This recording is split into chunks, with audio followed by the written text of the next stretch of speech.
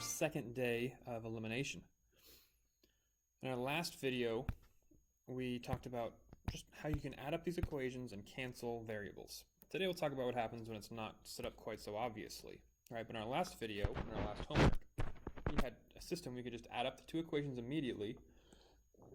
And this would become 9x, and the y's were eliminated, so I would just write 9x equals 18, because 34 minus 16 is 18. The y's are entirely gone. And that's the key. This process only works if when you add up an equation, you kill off at least one of the variables. Then I would just, solve from here. So divide both sides by 9, taking me that x equals 2. And now that I know that x equals 2, I take that and plug it into one of the other equations. It doesn't matter which one. I tend to pick the one that has the smaller variables, but I might also pick the one that doesn't have any negatives. So in this case, I went here. So it was 4x minus 8y equals negative 16. But I know that my x value is 2. So I have 8 minus 8y equals negative 16. I'm going to subtract this 8 from both sides. So negative 8y equals negative 24. Divide both sides by negative 8. We get that y equals 3. So our solution is the point 2, 3. Pretty straightforward. I'm not going to check this now to save time, but 2, 3 works. Well, that method is really, really great if when you add them up, the variables cancel off right away. But look what happens here. If I add up these two equations right now, I get 8x plus 4y equals 28. And I haven't actually killed off any variables. I haven't done myself any favors. This isn't any help. It's only help if when you add it, the variables are going to cancel each other. But what I can do is manipulate one or both equations to make it so that things will cancel. Here's how I'm going to do that. I'm going to take this bottom equation here and multiply both sides, and it has to be both sides, but multiply both sides by 2.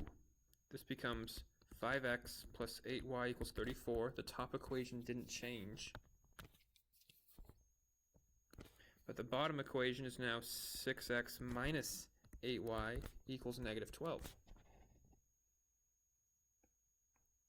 Now, if I take these two equations and add them up, I get 11x equals 22, because the y's got eliminated. The y's are now gone. If 11x equals 22, divide both sides by 11, we'll get that x equals 2. Now that I know that x equals 2, I can plug it into any of my equations. I could pick literally any equation. I could do this one, this one, this one, or this one. I'm going to pick whichever one looks easiest, and I think that is this one right here. So I'm going to take that x equals 2 and plug it into this x right here. So that becomes 3x minus 4y equals negative 6. But I now know that my x value is 2. And I keep solving.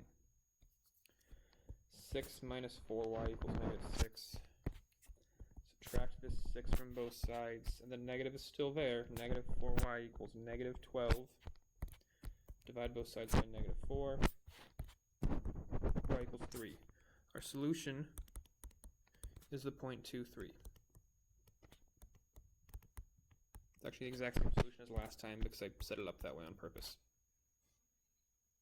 Okay, so if you're going to add up the equations, but a variable isn't going to cancel, that's of no value to us. That's of no help. So we can manipulate one or both of the equations to make it so that these things can cancel. So now this was nice. It was pretty straightforward because we just multiplied by 2 to make these cancel. The question becomes, by what do we multiply to make it so that these equations are going to cancel, that some variable will eliminate when we combine them? I'm going to show you a process over here that we can always use, we can always follow to result in eliminatable equations. If this hand-drawn 52 bothers you, I apologize. I had to change the problem just a little bit because it wasn't working out correctly the way I wanted it to. Here's the method, okay? This method will always work. Take this coefficient here on the top equation, the one in the very front. That's a 6. Take that 6 and multiply the bottom equation by 6. Then take this coefficient here, this -4, and do the top equation by it. However, so when I multiply the top equation, I get -24x plus 20y equals -52, and the bottom equation becomes -24x plus 72y equals 312. Okay, now there's a slight problem here. This is a problem that'll come up about half the time. Right now, these two variables aren't canceling if I add them up, because they have the same sign. I need them to have opposite signs. So what I'm going to do really quick now is just switch the signs of everything here and multiply it by -1. Okay, you won't always have to do that. Sometimes you will. You just have to recognize. So it's going to become positive 24x minus 20y equals positive 52. And the bottom is still -24x plus 72y equals 312. Now when I add these up, when I add up these equations, the x's are going to eliminate because 24 minus 24 is 0. So I get 52y equals 364. Okay, divide both sides by 52. 364 divided by 52 is 7. So we have our first variable, y equals 7. Now take that y equals 7 and plug it in to one of the other equations. It doesn't matter which one. I'm going to go into this top one right here because the variables are smaller and the numbers are smaller. I like 13 more than I like 52. So I have 6x minus 5y equals 13. But I know that my y value is 7, so it's 6x minus 5 times 7 equals 13. 6x minus 35 equals 13. Add 35 to both sides. And we're going to get 6x equals 48. Divide both sides by 6. X equals 8. Our solution is the point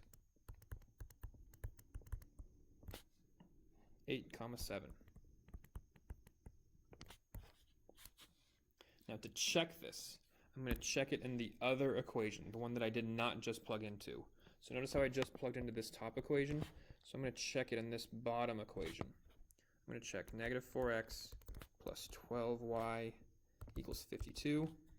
This is my check right here. My x value is 8. My y value is 7.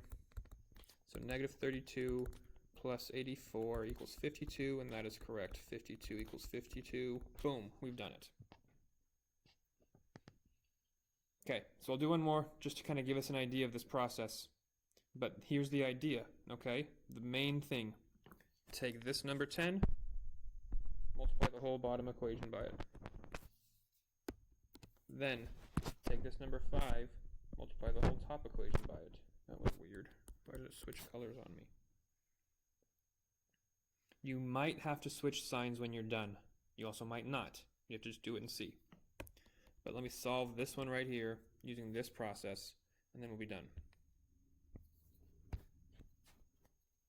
The top equation becomes 50x minus 30y equals 150. The top equation becomes 50x minus 30y equals 200. The x's are not canceling, and also the y's are not canceling, just to be clear. They have the same sign. They need to have opposite signs.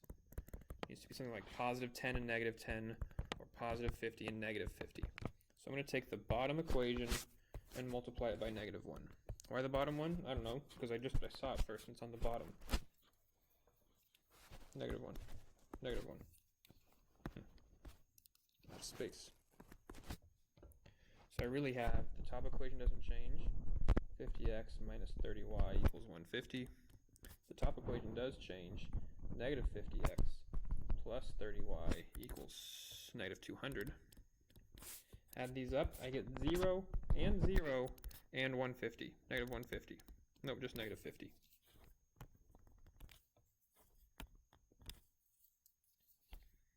This means 0 equals negative 50. This is an equation with no variables, but it's not true. It's a not true equation with no variables. This has no solutions.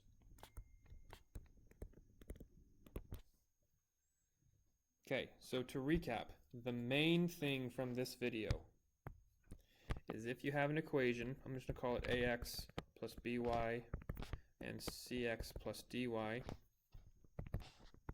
If you have some equation like this, take this number and multiply this equation by it, and take this number and multiply this equation by it. Then you can add up and cancel and solve. We'll practice it in class. We'll practice it more next video. It's going to be awesome.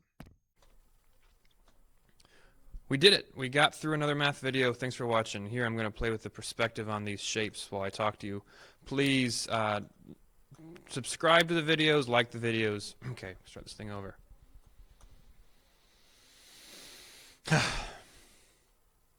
You did it!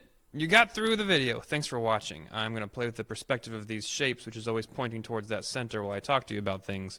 Please subscribe to the video, the channel really. Please like it if you found it helpful. If you want to share it with friends and say, hey, this guy's not the worst, that's an option too. You can always take your video quiz if you're in my class. And comment down below. See you next time.